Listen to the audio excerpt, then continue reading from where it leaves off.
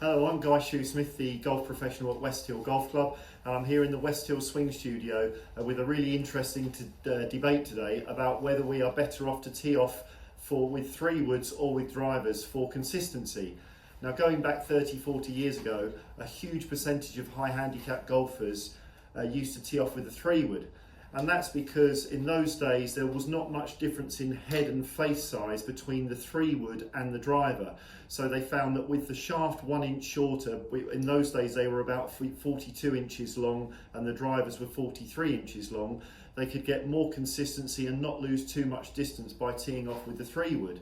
So I'm now going to very carefully put down my John Clements handmade persimmon wood that was made for me in 1985. Right, so now we're looking at the modern equipment. So are we better off to tee off with the 3-wood or the driver? I've got the new Callaway Elite model here, and I would say absolutely with the driver, because look at the huge difference in the face forgiveness here. If you were to miss the centre of this 3-wood by just 3/4 of an inch, you could be hitting it right off the bottom or the top of the club, tops or skies. But with this one, even on your worst swing, you've got a really good chance of it hitting the face and getting it somewhere on the fairway. So for us, good golf is all about how good our worst shots are. And these drivers now are so forgiving that even our worst shots can get it on the fairway. They have gone way up in length, so now the modern 3-wood in the Elite range is 43¼ inches long, and the driver is 45¾ inches.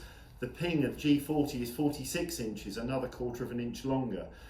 So part of the experimentation when you give them a whirl is in the fitting process to also see which is the best length shaft for you.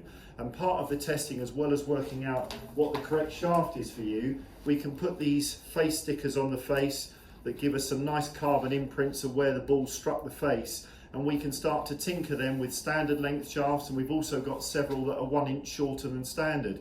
So we can start to get a feel for, are you going to get maximum distance by having the longest shaft to help generate more club head speed into more ball speed, or do you just start to get a more consistent strike pattern on the face, going to something a little bit shorter than these very long clubs now?